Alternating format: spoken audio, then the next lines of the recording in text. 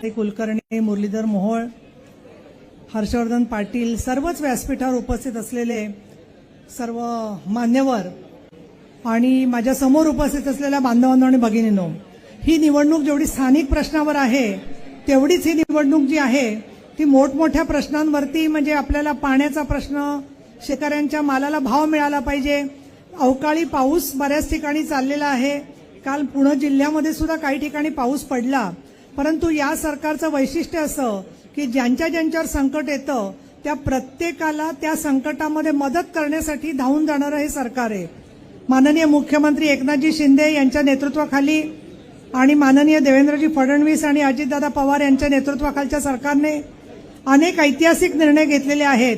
परंतु मला इथे मुद्दाम सांगायचं आहे की जे आश्वासन दिलेलं होतं मराठा आरक्षणाच्या संदर्भामध्ये, त्याच्यावरती फार मोठ्या प्रमाणामध्ये अभ्यास करून समाज बांधवांना कुठल्याही आरक्षणाला धक्का न लागू देता, मग ते ओबीसी असतील, एससी असतील, एसटी असतील, या सगळ्यांच्या आरक्षणाचं हितसंरक्षण करून मराठा समाजाच्या आरक्षणाचा निर्णय देखील प्रत्यक्षात आणणारं हे सरकार आहे. आणि समाजातल्या सर्व बांधवांनी याच्यावरती पूर्ण विश्वास ठेवावा अशा प्रकारचं सरकार आहे. आपण सर्वजण खूप वर्ष या जिल्ह्यात काम करतो, राहतो.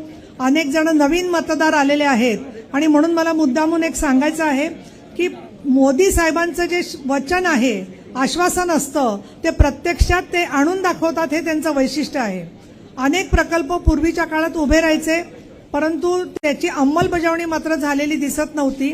आणि आता आपण बघतो आहे की मुंबई पुणे च्या जवळच असलेला अटल सेतू असेल किंवा पुणे जिल्ह्यामध्ये जे प्रलंबित प्रश्न राहिलेले होते त्या प्रश्नांना चालना देण्याचा विषय असेल, पुणे शहराच्या विमानतळाचं विस्तारीकरण असेल, जेजुरीला मोठ्या प्रमाणामध्ये निधी देऊन आपल्या पूर्ण महाराष्ट्राचं दैवत असलेलं पंढरपूरचं मंदिर असेल, अनेक देवदेवतांना आणि पर्यटकांना, पर्यटन स्थळांना, दुर्ग किल्ल्यांना, युवकांच्या रोजगारांना महत्त्व देणारे सरकार आहे.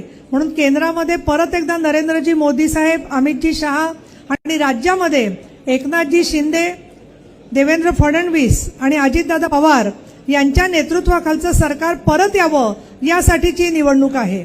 माननीय सुनेत्रा वहिनींना उमेदवारी दिल्यावरती बरेचसे लोक वेगवेगळ्या पद्धतीची टीका प्रतिटीका करतायत.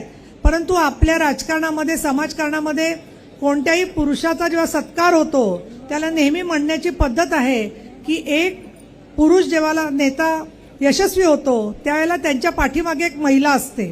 तर मला असा प्रश्न विचारायचा आहे, महिलांनी फक्त पाठीमागे उभं राहायचं का?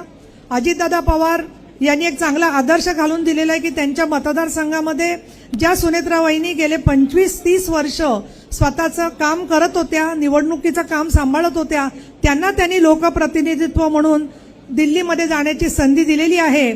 आणि म्हणून मला असं वाटतं की त्याच्याबद्दल मी खास त्यांचं अभिनंदन करीन आणि कौतुक करीन. आणि या दृष्टिकोनातून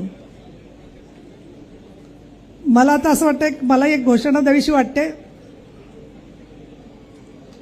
मी असं या ठिकाणी म्हणेन की सूनबाईंना पाठवा दिल्लीत आणि लेकीला ठेवा गल्लीत.